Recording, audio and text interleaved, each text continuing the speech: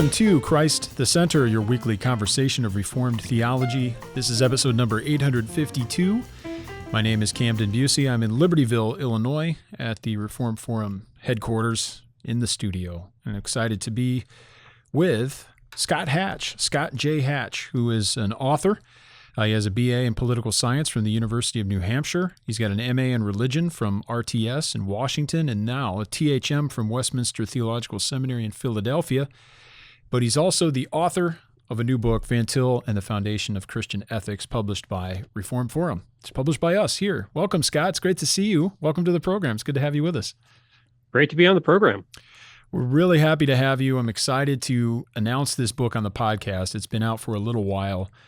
We took it to the Greenville conference with us kind of semi-secretly to make it known to people, but we've had a lot of going on in terms of the news pipeline and whatnot. We didn't want to step on any toes in terms of other courses or events or projects that we had up our sleeve. We want to give this the full space and the breadth that it needs in order for people to take and receive it and turn their attention to it. So we're doing that today in this episode. This is a really excellent treatment. We're happy to have this book, and we're going to dive in and discuss it today. And we're happy to have Scott with us. We're going to talk about a lot of this in just a few moments. But I have a few things to mention regarding this book. First off, if you love Cornelius Van Til, you're going to want to get a copy of this, because more than 100 pages of this book is an appendix that actually includes Van Til's Christian-Theistic ethics. We'll talk about that, but it's a special, never-before-seen critical edition that Scott, the author here and editor of that section, has put together. So already, we should have put Van Til's name on the front kind of in some way, but we wanted to give Scott's work, original work, the main billing. But if you don't know, more than 100 pages of this, about a third of this book, is Van Til's work in a format that you've never seen before in an organized way. We'll talk about that more. But secondly, the book's also available for sale right now at reformedforum.org/store. It's normally $27.99. We're going to be running a sale for a while. If you're listening to this in April 2024, jump on the sale. We're going to be having it for $19.99 with free U.S. shipping. And Reformation Heritage Books is also selling the book. They're going to be running some deals on it, I'm told. And they've bought some cases from us. And especially if you're outside the U.S., you're going to want to head on over to Reformation Heritage Books, because we don't ship out overseas, but the book is available. Head on over to Reformation Heritage. We'll have links to all this in the episode description for you to get your copy of the book. All right. All that being said now, Scott, it's great to have you with us. I'm looking forward to discussing Van Til and the Foundation of Christian Ethics, a God-centered approach to moral philosophy. First thing I should mention to you, or at least get your reaction, is did you ever think this would finally come out? It's been a long project, not only as a THM thesis, but then the long and arduous process of writing and editing and all the different stages, working with a young and inexperienced publisher. Scott, did you ever think you'd see the day when we'd be talking about this and holding copies in our hands? The thing that surprised me, not that it's taken long, because when I was working on this, I was thinking, okay, publishing takes a while. So that I understood. The fact that I even wrote a book on ethics is surprising to me. You know, if you had asked me 10 years or told me 10 years ago, you're going to write a book on ethics, I would have been like, maybe something else, but not ethics. Yeah. No. Yeah, it is amazing. And let people know a bit about how you were introduced to this subject. I want to hear about your THM studies and how you were brought to study ethics specifically and the ethics of Cornelius Van Til. But how were you introduced to Van Til more generally speaking? How did you come upon his theology and his apologetics? Back in the early 90s, without getting into a whole lot of things about how I grew up and all that, in the early 90s, I started going to a Presbyterian church. And by that point, I had attended a number of different churches. So I started taking seminary classes as a way of figuring out what is it that I actually believe. Mm-hmm. And one of those classes was on apologetics. And they used Van Til's Defense of the Faith. So that was my first exposure to Van Til. Reading it was like I kind of get what he's saying.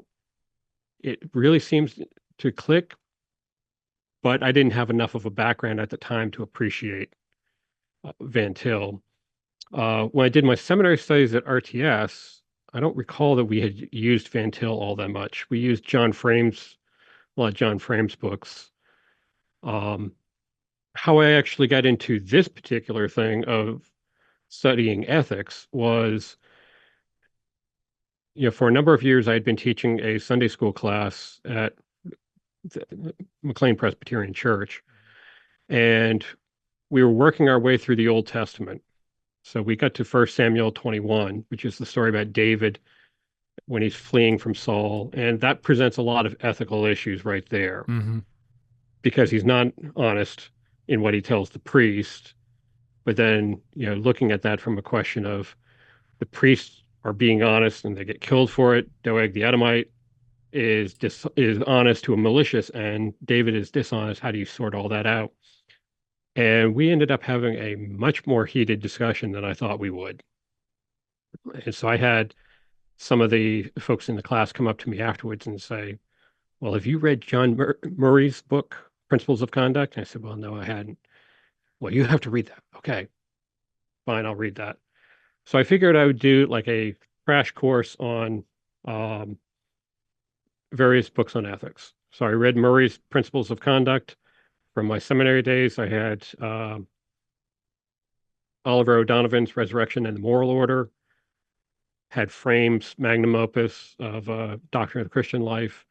I knew of Klein's article on intrusion ethics, and my wife had a copy of Van Til's Christian-Theistic Ethics, because a gentleman who had discipled her before we had gotten married used that with her. And so I looked at it and I'm like, well, it's short. I'll throw that on the stack too.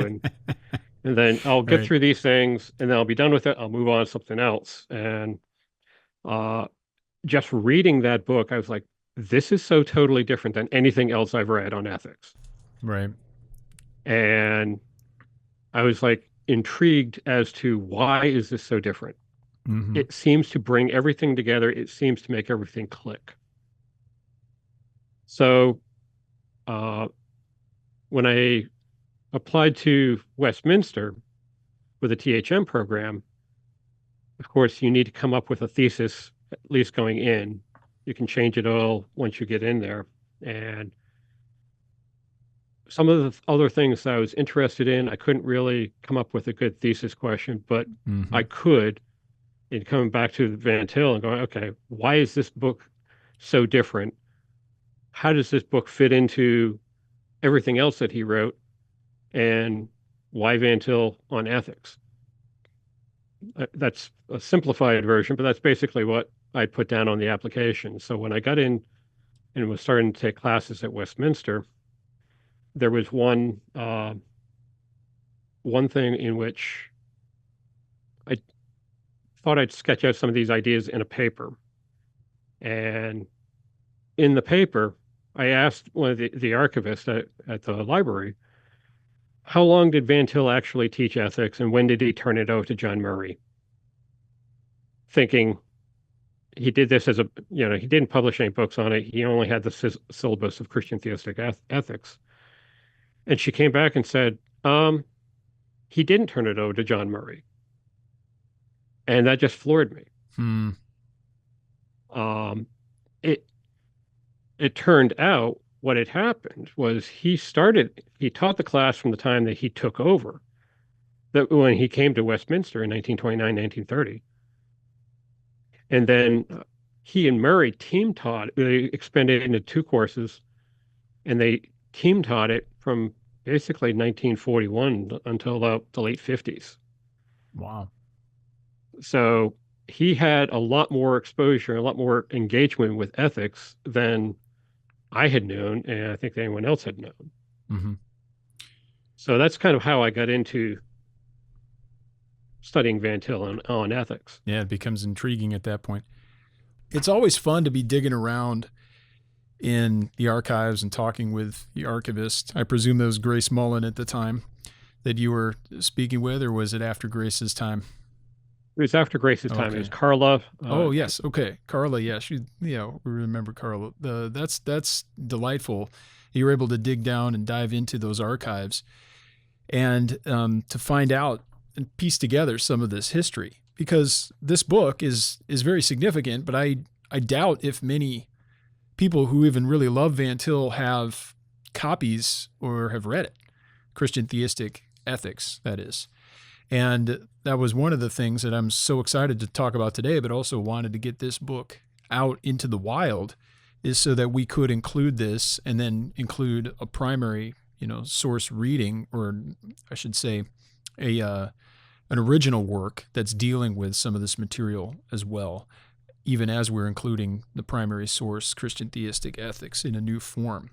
So how did that make you feel when you figured this out and you're starting to look at Van Til's teaching, his history of having more ethics involvement than we might have expected? Did you immediately start thinking about writing papers, or were you working towards this larger project all along, or did this come about a little bit later in your studies? The way I thought about it was I was using several of the papers in the classes to actually build towards this. Sure. Or at least on issues related to it.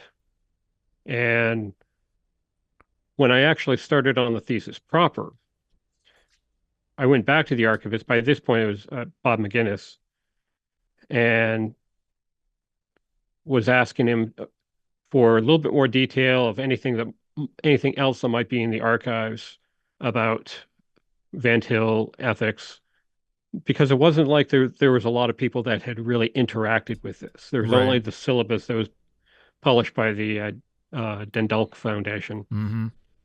And Bob came back with an email and said, I found a whole file that says Van Til ethics. Do you think that'd be relevant? I'm like, yeah, I think that would be very relevant. So I came up and took a look at what he had, and I felt like I had hit the gold mine. It was, and this is part of what's in the book, his original syllabus was a 1930 syllabus that laid out some of the general ideas, but then he revised it considerably in 1941 and expanded it to the fundamental form they would take. Then there was also a 1947 revision. He did a few other revisions over the years. I think I'd ordered actually from Reform Forum when you guys were pulling together media things, a copy of a 1951 syllabus that he had, and you let me borrow another syllabus as well for the research. But then the final form of the book is also rather different, because the first part of Christian theistic ethics is what he had taught for the better part of 30 years. The second part of Christian theistic ethics in the syllabus that you can get today was actually not taught. I think it was probably a graduate level class that he was thinking about teaching in the early 60s. And it's not clear to me that class was ever taught. So he just married the two together when he was getting close to retirement. And so then it was a matter of, okay, now we have several syllabi. How does this change over time? Does he take a lot of stuff out? Does he add a lot of stuff in? And why does it change? And how does that mesh up with what he had actually, his career trajectory? That's what's so interesting about what you've done and what we've tried to convey in this book, is it includes all the layers of changes. So this is why it's handy for scholars, especially Van Tilian scholars, but even more broadly, because you get a sense of how Van Til developed his thought over time through this particular work. And we've included, so Scott has put all of this together, and we have the original numbers here, but there are markings within the text itself that indicate whether this was an addition and when, or whether it happened to be a deletion and when. So you basically get it all in one form where you can read it from beginning to end. It's not in columns, but it's all in one work, but you can once you get the hang of the markings, which are not intrusive, but they're easy to see. But once you learn them, you can pretty quickly understand, what vintage this was. So explain to us and to the listeners, Scott, just the process of figuring that all out and piecing that together. And what kinds of things did you learn as you were really doing kind of like critical work? But I guess like this is kind of like archaeological work on Van Til's book. Yeah, that was really fun. It was what I ended up doing, the way methodologically, what I did was I had logos. So as part of the thesis project, I just bought the entire library of logos Yeah, on Van Til. sure. So I could have an electronic file. And then I went through, I had taken, with the help of the archivist, I had taken photos of all of the text from the 1930 version and the 1941 version, and then just went through and started doing essentially line edits so that I could have one version that had everything in there. And for this book, what I've done is a lot of the stuff that were either major additions to what we to the 1941 version or major deletions, those are highlighted in the appendices. What was interesting one of the things that I learned, that I saw, scholars have talked for a long time about Van Til's methodological consistency. He's not changing a lot of his methodology over the years, and you could actually see that. Mm-hmm. When he's taking things out, I didn't include it in the book that we have here, but in the originals, you could see where he had made handwritten statements about, he'd put in dates, for example. And I think he's reading his syllabus. He's going through that in class. So he's just making a notation. This is the day I got to this point. And so then you could see when he's taking certain text out, he's not doing a major rewrite. He's just doing a deletion, change the sentence a little bit, bring it together, and then that's the new version. So yeah, his thinking is not evolving tremendously, but in the sense that he's not reversing himself or going off in new directions. He's either expanding or contracting based on what he could actually teach in a given time. Some of the evolutions, the 1941, you think about where he was in the 1930s. He was at Westminster, he was teaching. The OPC would eventually be founded. Yeah, he's involved with that. So the 1930 version laid out some general ideas, the priorities that he had, for example, on what is the highest good, what is the summum bonum. He had a little bit of a history of ethics, but he doesn't really continue that. The 1941 version, he's really expanding out these ideas in a biblical theology approach. And then in 1947, he's making some notable changes. He's not changing the overall structure. But what's interesting is what he's putting in and what he's cutting out. He's putting in a lot of things that are dealing with Arminianism and Roman Catholicism. He's taking out things that, in some respects, were more explanatory. He had a long section on understanding the will of man in relationship to the will of God, which shows that he was actually familiar with Reformed scholasticism on that stuff. Right. So he ended up cutting that out. And I think, again, it was mostly for space reasons. Some of the changes in 1947, especially the introduction of a lot of polemics against Catholicism, that was one thing I was never able to really fully explain. My working hypothesis on that was what he ended up doing. That was about the time that he would have been writing the New Modernism. So he would have been dealing with Bardianism, and given Barth's attitude towards Roman Catholicism, I think Van Til felt he needed to figure out where he agreed or disagreed with Roman Catholicism vis-a-vis where he, in his critique of Bardianism. That's my hypothesis, but there's other things going on at the time. You know, you have America just come out of World War II. Roman Catholicism is actually getting more prominence publicly. So there is some interesting developments in that regard. The form of the book doesn't really change all that much through the 1940s and 1950s. And then the latter stuff that is in the final edition of Christian-Theistic Ethics, as I said, that looks to me like he was expanding on some ideas of trying to really get at more foundational stuff and how this relates to ancient philosophy and the parallels to today. Absolutely. But there's just some fascinating stuff coming out of all of that.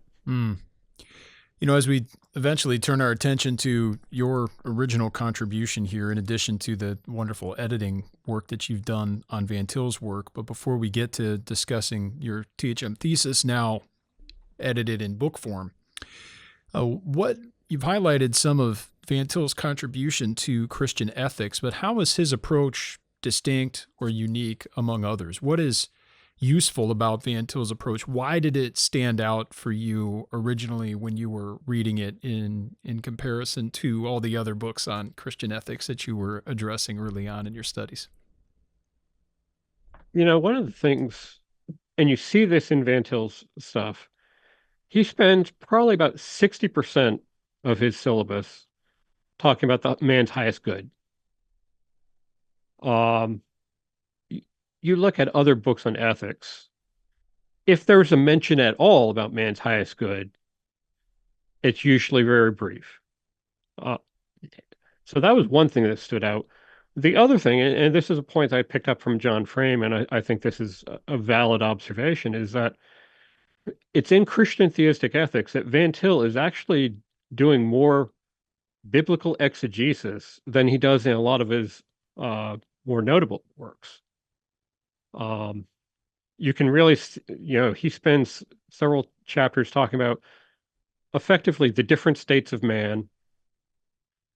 And then, the Old Testament Sunum Bonum, the New Testament Sunum Bonum.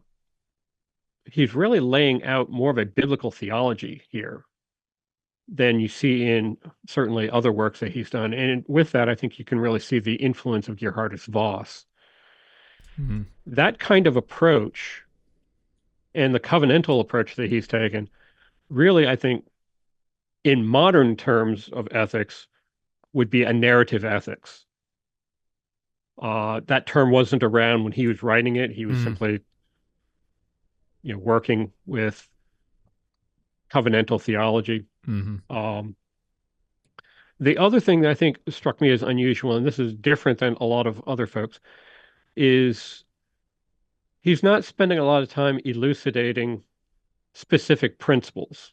A lot of folks in the field of ethics will be talking about, here are some sources of ethical principles.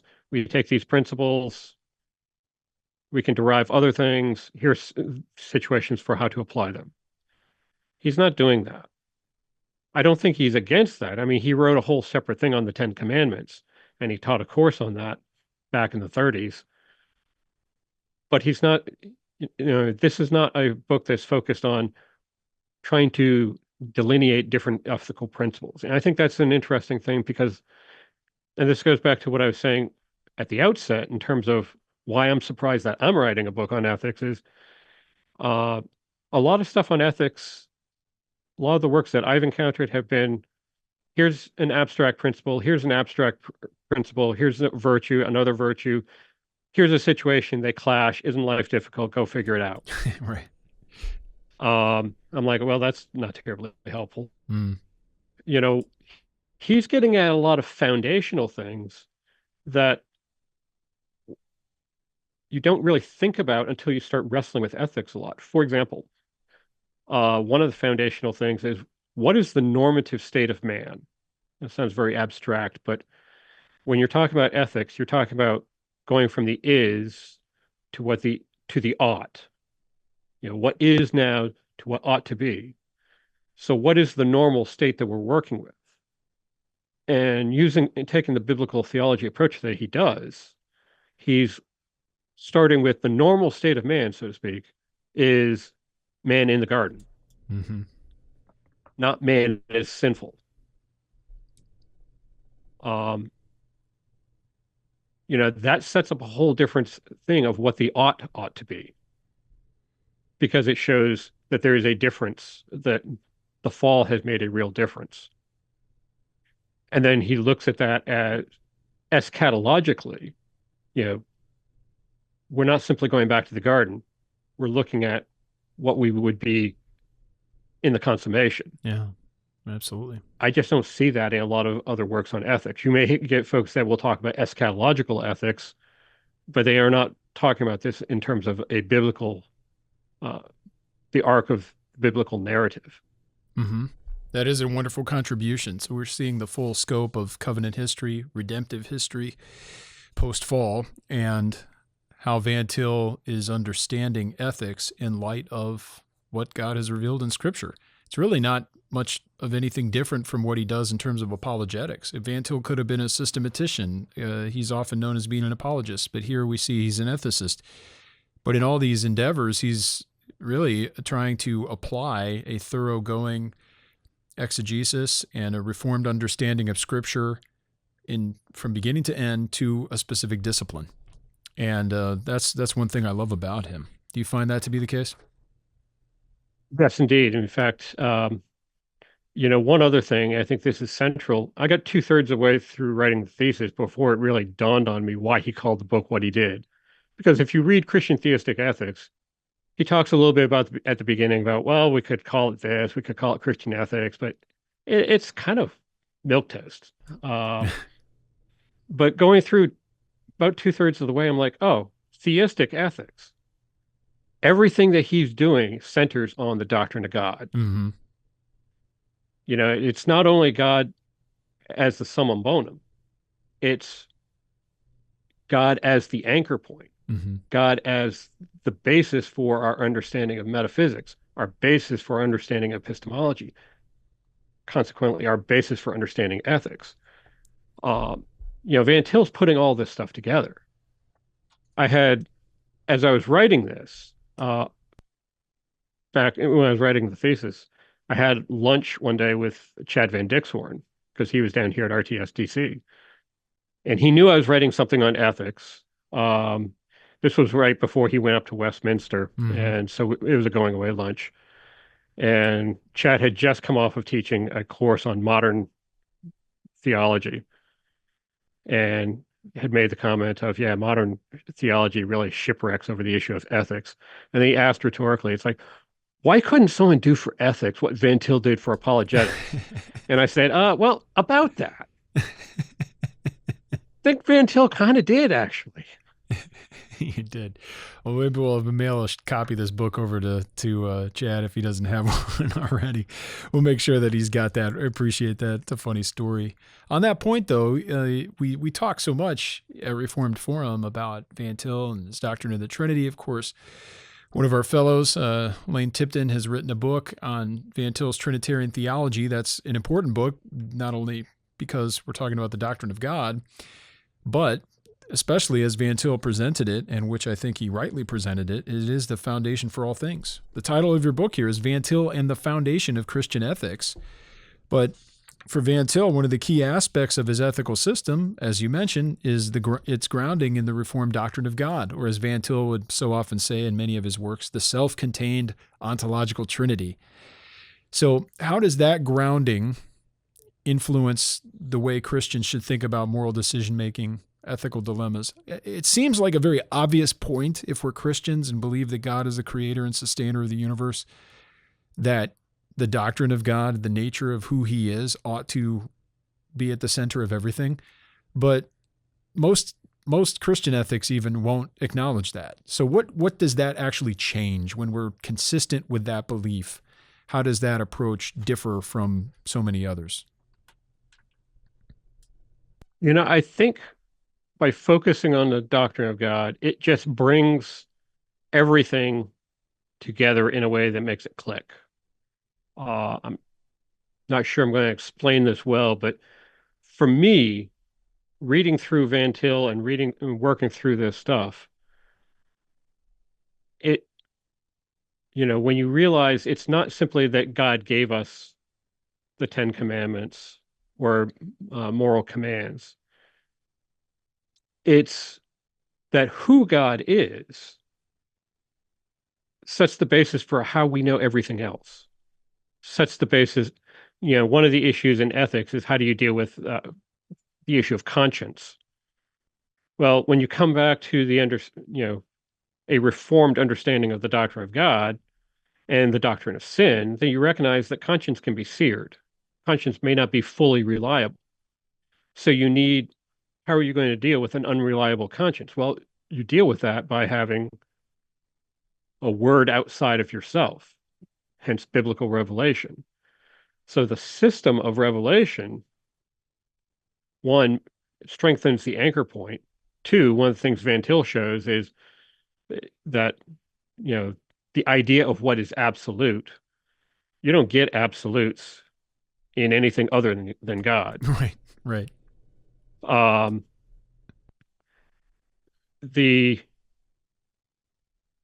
I think it also helps bring together even the way that we think, because we tend to compartmentalize things. So we have our ethics over on the one hand. We'll talk about that in public theology, et cetera, et cetera. And then we talk about sanctification in a separate thing. Whereas in a realistic manner, my sanctification, for example, let's just say, pick an issue, sexual ethics, being sanctified in that also feeds into how I should view the broader issue of how that exists in society. They're not two separate spheres, they're one sphere. I think also when you start looking at a lot of ethical issues, there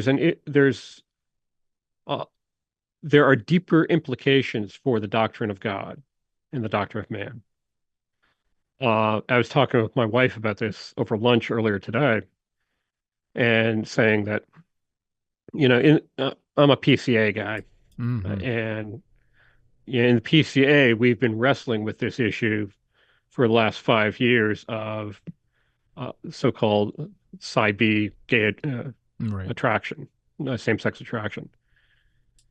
Going back to the Revoice conference in 2018, I'm not going to rehearse all the ins and outs of all of that, but as the denomination was wrestling with this over time, it moved from being an issue simply of the biblical understanding of sexuality is that homosexuality is against the biblical understanding.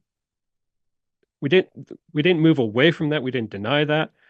But as people started talking more and more about it, and we started wrestling with things, we started seeing, wait a minute, if you're saying this, if some of the claims that were being made, that same-sex attraction, that people are just made that way, that Sure. God made them that way, then but God also says it's wrong, then you're setting up a contradiction within God himself. And then you're also getting into issues of, as people were making claims that, well, we can't change. Mm-hmm. Then what you're also saying is that God can't change you, which really goes to a core thing of the gospel.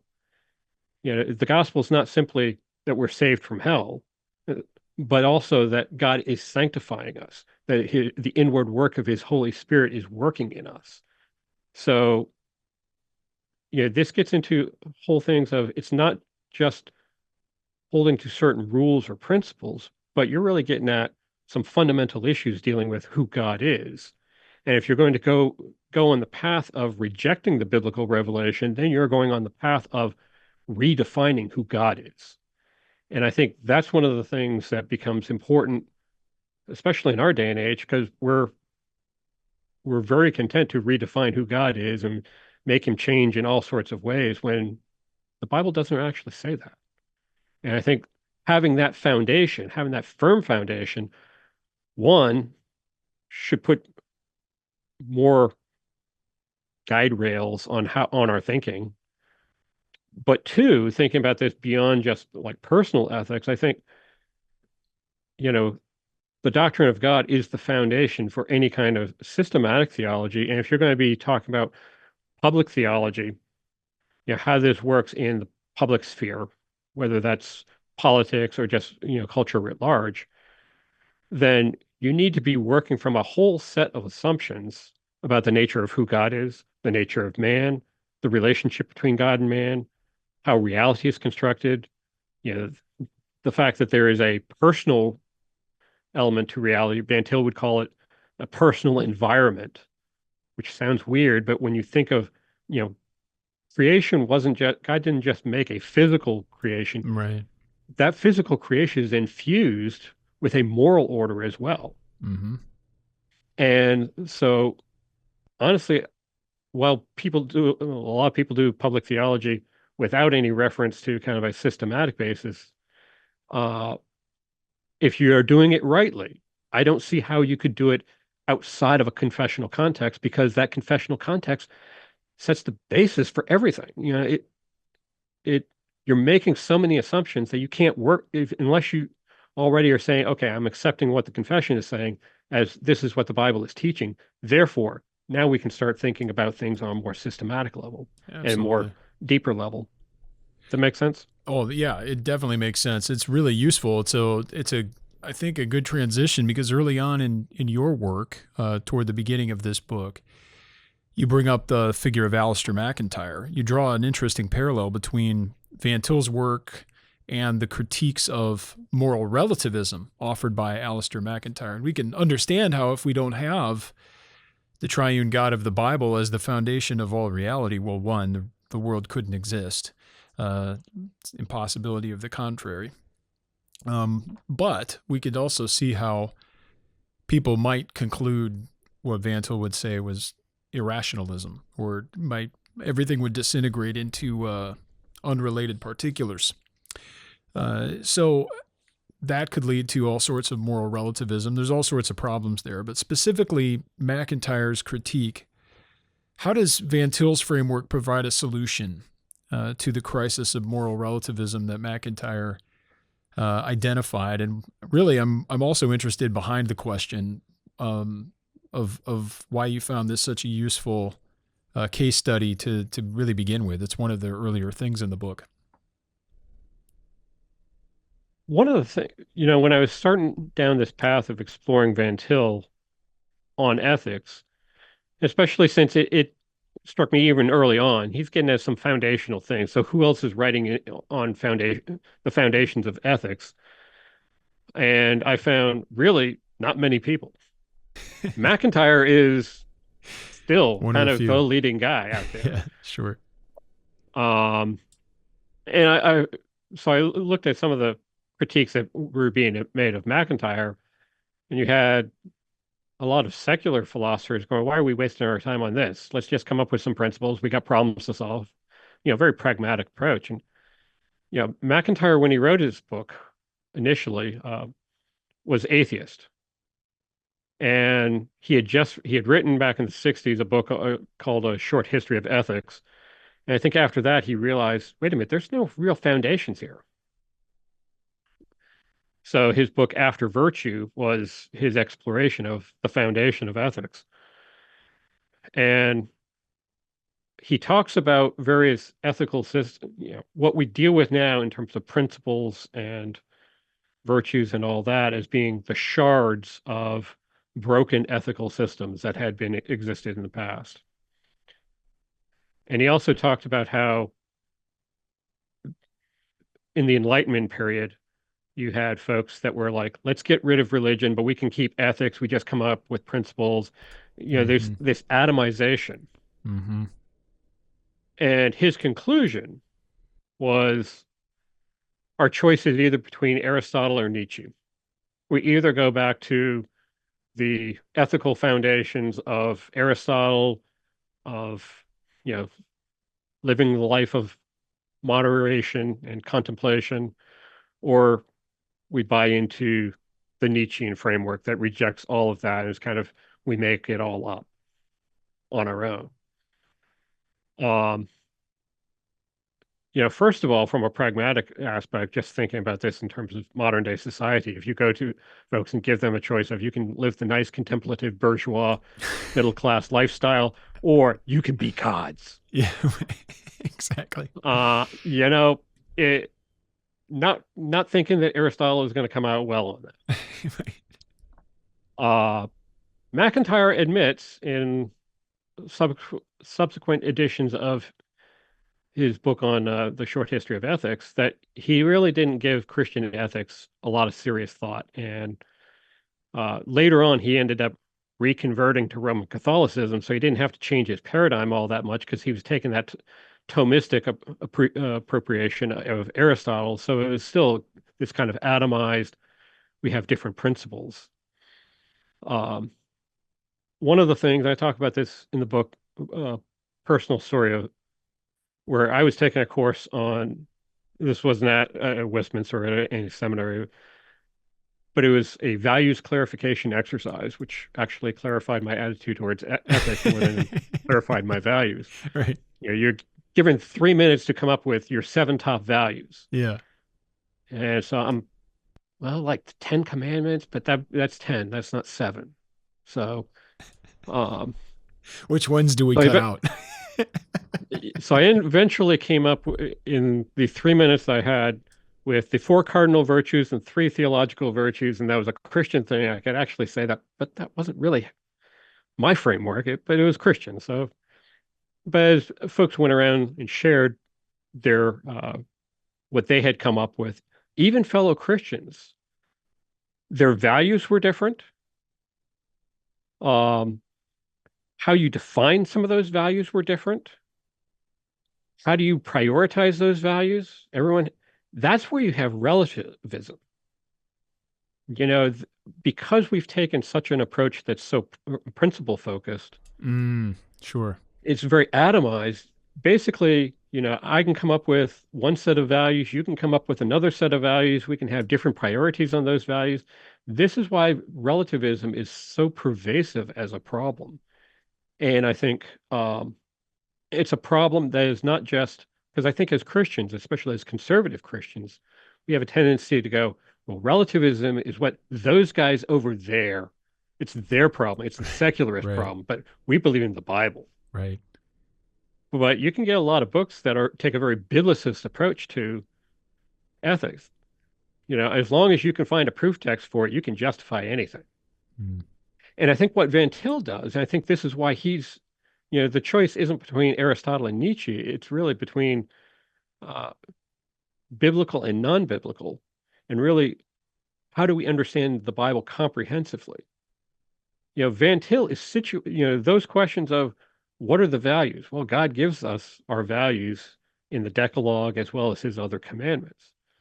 What are the priorities? Well, the first commandment really kind of takes priority. Christ himself gives us our priorities. The love of God, the love of man. So we have the issue of defining what those principles are. Well, God has done that. The priorities, he's given us that. And then what is the end point that we're aiming towards? Yeah, I know you brothers on Reformed Forum have talked a lot about the deeper Protestant conception. Oh, yes. Oh, yes. God gives us that. There is this eschatological arc. So it's situated in a narrative thing. This is how it pulls it all together. I think this is why Van Til is so important and so different in his approach to ethics. He's not taking an atomistic view. And he's also being able to explain this in a way that is, he's interacted with modern theologies, modern philosophies. So he gets that. And he can speak the Bible into that context. But the fact that he's pulling it all together in this comprehensive framework that is both biblical theology, a comprehensive, covenantal theology, really, but at the same time, because it's systematic, it also you can draw the principles out, but they are not decontextualized. So I think that's how he is an answer to MacIntryre. Yeah. I like that a lot. It's really useful to think of it that way. Uh, what's been your take? If people aren't ignorant of Van Til, or I mean, are unaware, if they have some awareness with Van Til or have interacted with him, what are some typical misconceptions that you've encountered regarding Van Til's approach? Have you found any? And if so, what are they, and how can we correct those? In terms of Van Til's approach to ethics, I haven't found a lot of critique. In fact, I haven't found a lot of engagement, to be Yeah. honest. What do you think that is? Uh, Just the source material not being widely available, um, or I th Part of it may be that, he came out with with his syllabus late in his career. He was a few years from retirement when he came out with this. Um, so other and folks have been more focused on his work on apologetics for good reason, because he's published more on that. One of the things that I have found, I've even had seminary professors say this. It's like, yeah, I don't get Van Til. He's hard to understand. I I know. just rely on John Frame to tell me everything I need to know about Van Til. I just Yeah. want to like hang my head and like, no, just read Van Til. Sure. If you want to read Frame, if you want to read others, that's Go that's ahead. your Yeah. prerogative. But But get it from read the straight man from Van directly. Til too. Yeah. I think one of the things, as it applies more to ethics, is Van Til because he's not exactly easy to read. I'll qualify that here in a moment, but people will interpret him by their engagement or their attitude towards like Greg Bonson or John Frame. Yeah. And, I think Van Til, in one sense, he is easy to read.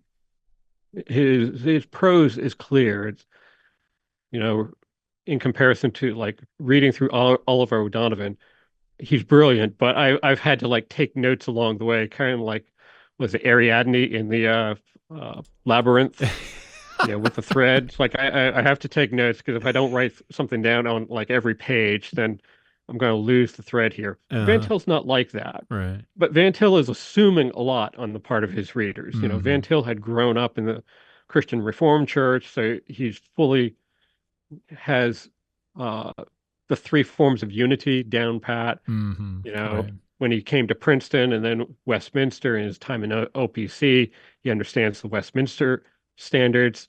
He's a systematician. He assumes that you know all of this. He's got a PhD in philosophy. He's just like, I'm just making a connection between a few points here. And Right. you're going, I didn't realize those points existed, let alone that there were connections between them. Uh-huh. So that's one of the things that I wanted to do with the book, was bring out some of this larger thinking that he has, so to put it in context. But I also felt, because folks are going to perceive Van Til through the prism of some of his students, do his students actually, are they in line with what he has laid out here? Because some of the students in the book, I focus on, excuse me, Greg Bonson, John Frame, Meredith Kline.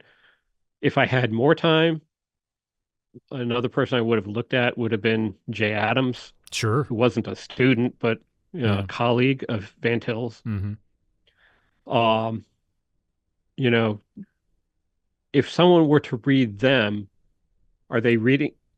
Would they assume that, if they assumed these folks are Van Til students, what conclusions would they draw? Is Van Til a theonomist? Is he a perspectivalist? Is he a Kleinian? I mean, granted, all of those would be anachronisms. I mean, he precedes any of them. Mm-hmm. And that was something that I thought needed to be addressed, because they have written stuff on ethics in their own right, but it's very different than what Van Til has written.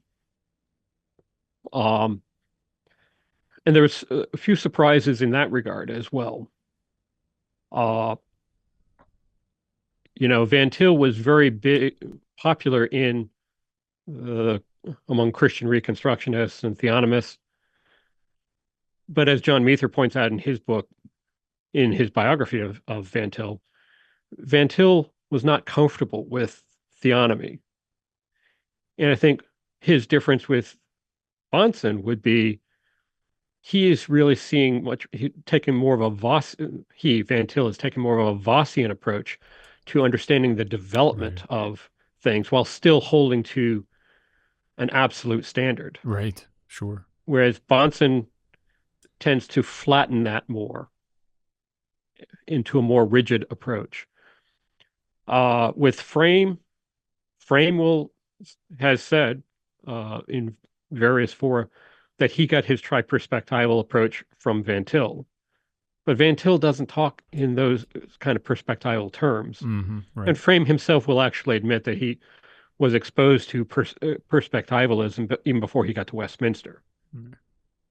Putting things together in terms of when Van Til taught these things, neither Bahnsen nor Frame studied ethics under Van Til, because Van Til stopped teaching ethics by the time they got to Westminster. So, whatever the merits of their writings on ethics, and that's a conversation for another time, they're doing their own thing.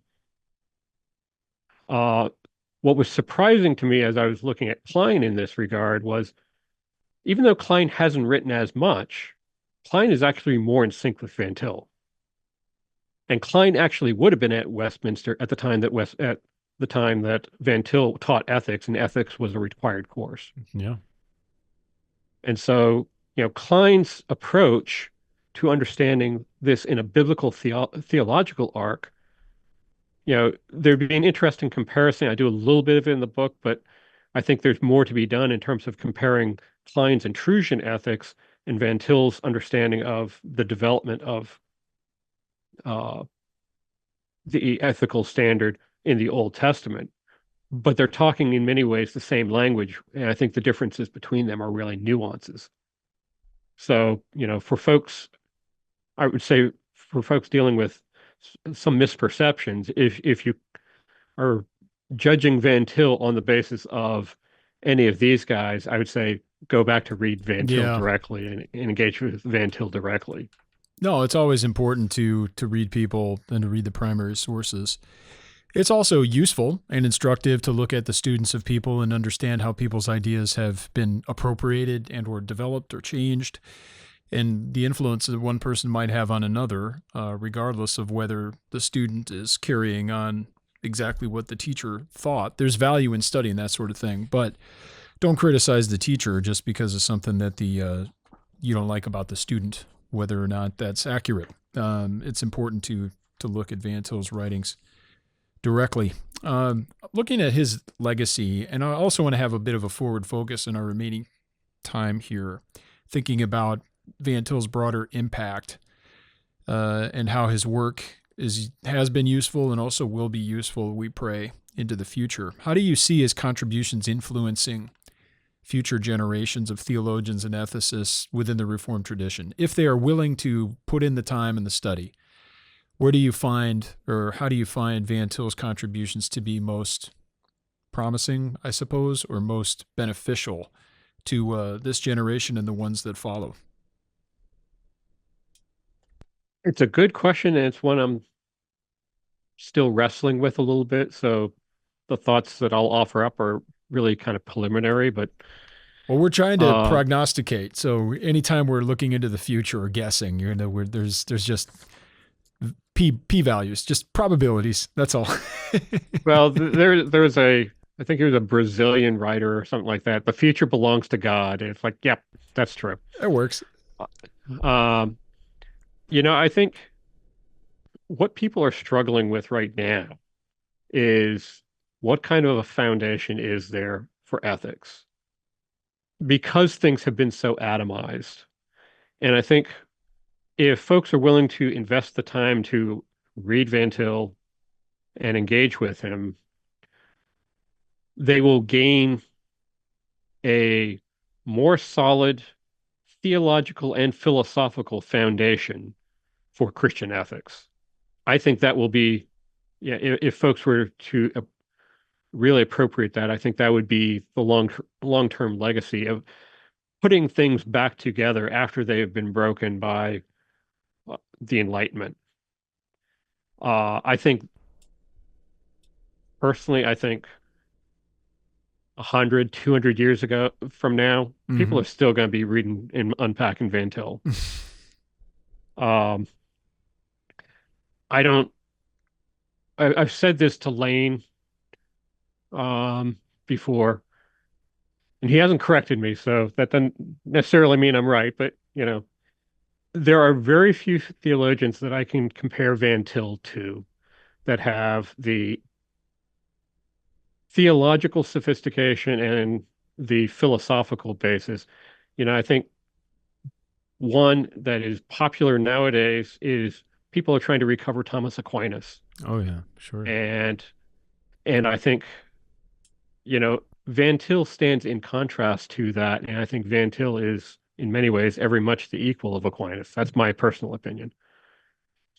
And so I think, you know, wrestling the difference is Van Til is on this side of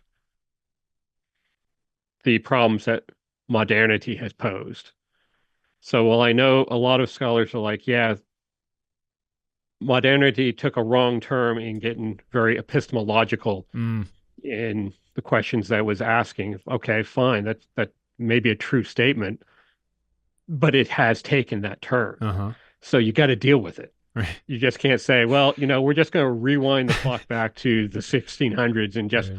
hold on to that. I mean, Exactly. Van Til, Reboot whether you history. agree with, pardon me? Just reboot philosophical history.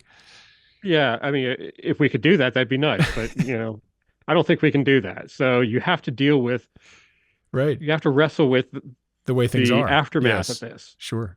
And Van Til has done that, whether you agree with him or disagree with him. And I agree with him, but whether you agree or disagree, he has done that. A lot of scholars haven't. They're just like, well, let's ignore all of that. We'll go back to the pristine nature of the faith circa 1680. I get a lot out of reading Reformed scholastics, don't get me wrong. I got, the whole bookshelf behind me with a lot of their writings. So Hmm. I do benefit from that. I see some But you Muller. still, I see some Turretin. All the good stuff. You're loaded yeah, I up. got, Yeah. got the Turretin, got the Van Til, unfortunately, is further on the bottom shelf. Uh, that's how I ordered the books, not Yeah. a sense of priority. But Sure. anyways, I think that's what the longer term legacy of Van Til will be is, going back to the conversation I had with Chad Van Dixhoorn, Yeah. I think he has done in many ways for ethics what he also did for apologetics. He just didn't Mm. do as much of it with ethics. Yeah.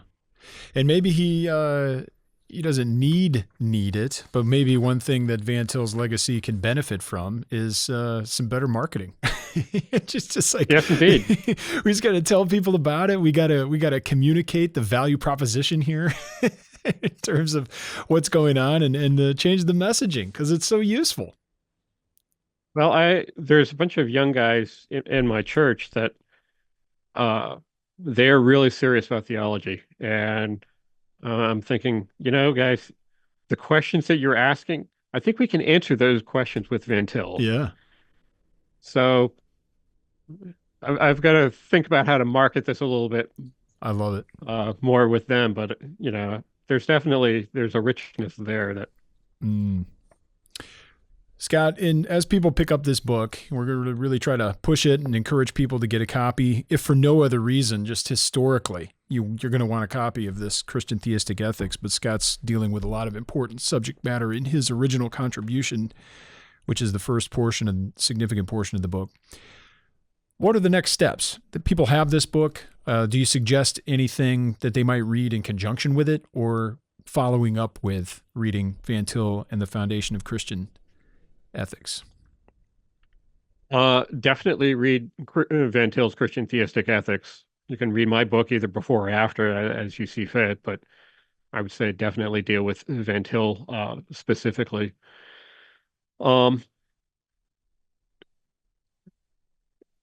depending on where one wants to go, it's hard to recommend. We can go into a myriad of directions. For me, Mm, one of the things I'm doing is there are so many issues right now that we are dealing with as a church, as a society, hmm on a lot of those issues are on theological anthropology. So with Van Til, where I'm going with this is I've been doing a lot more reading on things like the nature of man, um, body and soul. What does that mean? Uh, Faculties of psychology. Um, I am finding, I found this in my study of Van Til. He draws heavily on Bavinck, Oh, certainly. Hmm and I have not yet read. I have it, but I have not read Bavinck's two volumes On of ethics. Reformed Ethics. Yeah, sure.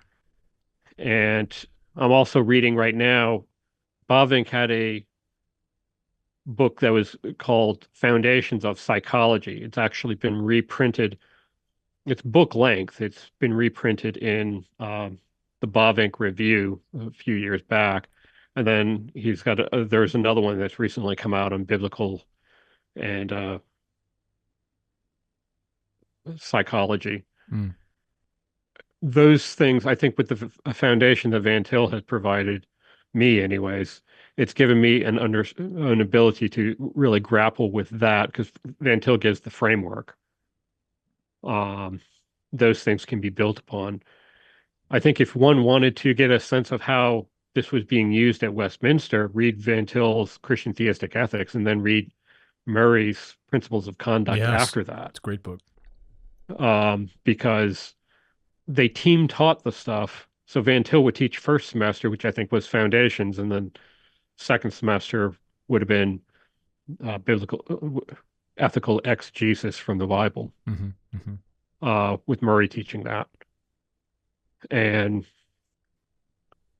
yeah, that's kind of, I would say, next steps. Yeah. I think that's all wonderful. That's a great reading list. I think people would come away and have a much more thorough understanding of Christian ethics as a result. And it's a great place to start. There's so much material out there on ethics, but it's all coming from, not all, but a lot of it is coming from completely different presuppositions, different worldview, even Christian materials, not founded upon the triune God of Scripture as he's revealed himself and as he is. So it's important that we get first things first, we get it correct, that we get these foundations laid and understand what they are, and then to develop our thinking based on that solid foundation. And that's something that Scott is certainly, our guest today, Scott Hatch, is driving us toward. The book, Van Til and the Foundation of Christian Ethics, A God-Centered Approach to Moral Philosophy, which includes, never before seen, brand new critical edition of Van Til's own work, Christian-Theistic Ethics. It's all in one wonderful little paperback here, published by us at Reformed Forum. It's well over 270 pages, and it's available now. We got a sale on that going on at reformedforum.org/store if you're watching anytime in the vicinity of when this episode is released, April 2024. Scott, thanks for writing this book. Thanks for taking the time to speak with me today. And I'm praying for the best and asking that your work here would have wide readership and that people would be driven to think about these things more thoughtfully into the future. Thanks for having me, Camden. It's been great being here. Oh, well, much appreciated, and we look forward to your other interviews. I know you've got some other podcasts lined up, you mentioned, and I'm excited about that. I'm glad for you, and hopefully this will get things kick-started where more people will be interested, not just in Van Til generally, but in ethics more specifically. So that's wonderful, wonderful. Head on over to reformedforum.org for more information on this and other publications, things we have up our sleeve. Events, all sorts of stuff going on the website. And if you'd like to get in touch with us, you can do so in our community at community.reformedforum.org. If you don't find an answer there, you can send us a note at mail@reformedforum.org. I want to thank everybody for listening. We hope you join us again next time on Christ the Center.